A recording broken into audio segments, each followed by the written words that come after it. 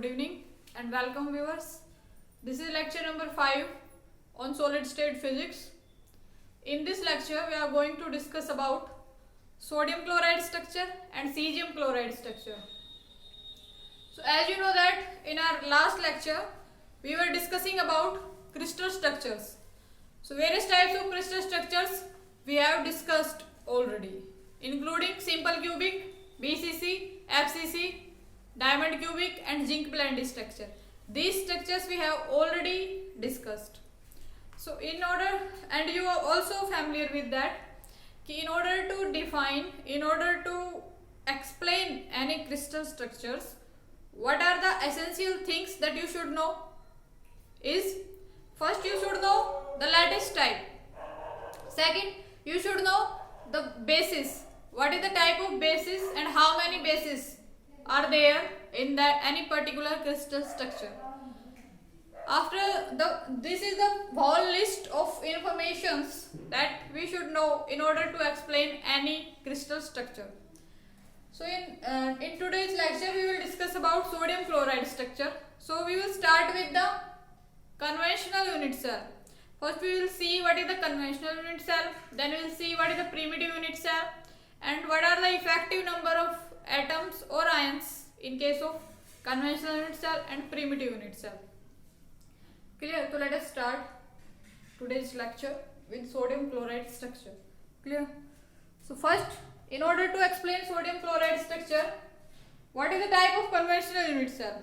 So you can easily see this is a sodium chloride structure where black ions represent chlorine ion and blue represents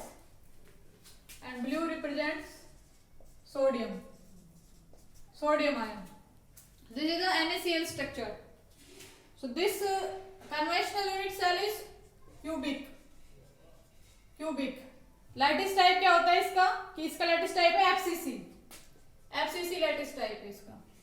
basis क्या है?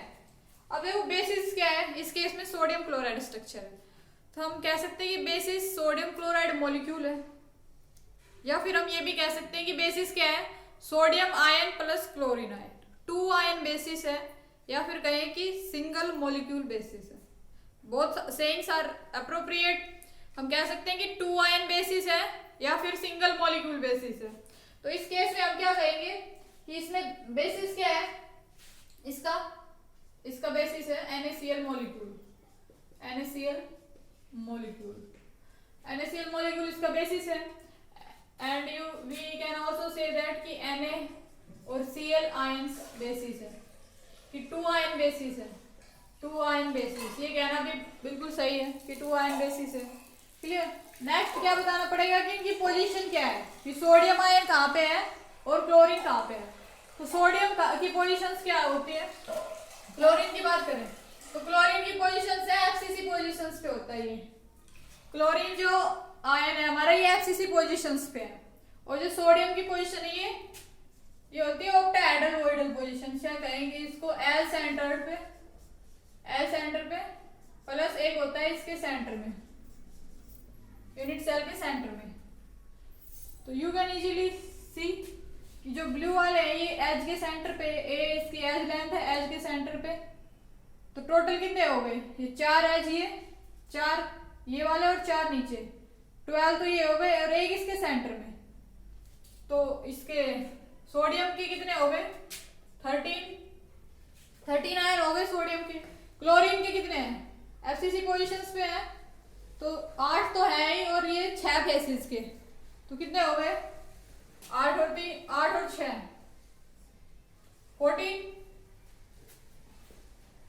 14 हो गए ना. तो 14 हो गए क्लोरीन के एंड इसके कितने हो गए, सोडियम के हो गए 13. तो एन इफेक्टिव निकाले कन्वेंशनल यूनिट सेल में, तो कन्वेंशनल यूनिट सेल में एन इफेक्टिव कितने आएंगे, effective number of ions, an effective ions कितने होंगे, एन इफेक्टिव आयंस कितने हैं. अब देखो सोडियम के लिए देखें, सोडियम के लिए क्या है कि 12 क्या है इस केस में, 12 तो है एज सेंटर पे, ठीक है. और जो एक एज पे है ये कितने से शेयर हो रहा है, एक इधर से एक इधर यूनिट सेल होगी, एक इसके ऊपर होगी, एक इस फेस के ऊपर होगी। तो एक जो इसका है ये 4 से शेयर हो रहा है, तो एक यूनिट सेल में इसका कितना कंट्रीब्यूशन आएगा, एक में आएगा 1/4 और ऐसे कितने हैं 12 है, तो 12 इंटू 1/4 एक यूनिट सेल के लिए प्लस एक सेंटर में, तो ये तो किसी से शेयर ही नहीं हो रहा। तो टोटल इफेक्टिव आयन कितने आए 4 आए सोडियम के, 4 सोडियम के। अब एफसीसी पोजीशंस पे कौन से हैं, एफसीसी पोजीशंस पे क्लोरीन के, तो क्लोरीन एफसीसी की तो हम ऑलरेडी कैलकुलेट कर चुके हैं कि एफसीसी में इफेक्टिव कितने होते हैं 4 होते हैं। तो जो एन इफेक्टिव आएगा आयंस 4 किसके लिए, क्लोरीन के लिए, क्लोरीन के लिए कितने आए हैं 4, तो 4 क्लोरीन के और 4 इसके, 4 सोडियम के और 4 क्लोरीन के, ठीक है। टोटल हम कह सकते हैं कि 8 आयंस हैं, 8 आयंस हैं, एन इफेक्टिव 8 आयंस हैं। या कहें कि मॉलिक्यूल फिर कितने हुए, 4 सोडियम के 4 ही क्लोरीन के, तो इफेक्टिव मॉलिक्यूल कितना हुआ, मॉलिक्यूल तो 4 ही हुए ना। तो n effective in conventional unit cell is 4 molecules, n effective is 4 molecules of NaCl। N effective in primitive unit cell, अब प्रिमिटिव में क्या होता है कि इफेक्टिव लैटिस पॉइंट 1 होता है, you are familiar with it. तो इफेक्टिव लैटिस पॉइंट 1 है, बेसिस है NaCl का, तो क्या आएगा उसके केस में, एक लैटिस पॉइंट पे कितना आएगा, एक लैटिस पॉइंट पे एक NaCl मॉलिक्यूल ही रखा होगा ऑब्वियसली, ठीक है। तो एन इफेक्टिव कितना हो गया, एक मॉलिक्यूल NaCl का प्रिमिटिव के केस में, क्योंकि प्रिमिटिव में effective number of lattice points 1 होने चाहिए। तो इस केस में n effective in primitive unit cell में क्या होगा, 1 molecule of NaCl, या फिर हम कह दें कि Na का एक आयन और एक क्लोरीन का, 2 आयन पर यूनिट प्रिमिटिव सेल, या फिर 1 molecule पर unit primitive cell, whatever convention you can use. Clear है, एन इफेक्टिव पता चल गया। अब वॉल्यूम निकालेंगे कन्वेंशनल यूनिट सेल का, कन्वेंशनल यूनिट सेल का वॉल्यूम क्या होगा, volume of conventional unit cell,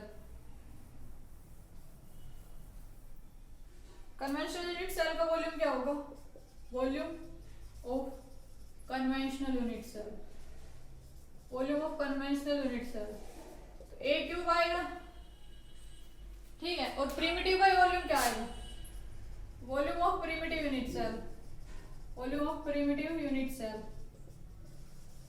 तो देखो ये 4 मॉलिक्यूल्स का मिलके ए क्यूब आ रहा है, प्रिमिटिव में एक मॉलिक्यूल है, तो इसके लिए क्या हो जाएगा ए क्यूब ओवर 4, ए क्यूब ओवर 4 आएगा प्रिमिटिव यूनिट सेल का वॉल्यूम, ठीक है। नेक्स्ट हम बात करेंगे फर्स्ट नियरेस्ट नेबर कितने हैं, इसके फर्स्ट नियरेस्ट नेबर देखो, अगर हम इसको अपने वाले रेफरेंस,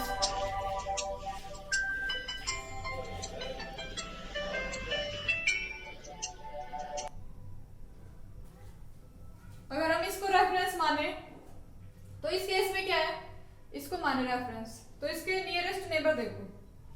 अब नियरेस्ट नेबर देखो, ये वाला ही नियरेस्ट नेबर देखिए इस केस में, ये और ये 4, तो ये हो गए, और ये भी इतनी डिस्टेंस पे है, ऊपर वाला और नीचे वाला,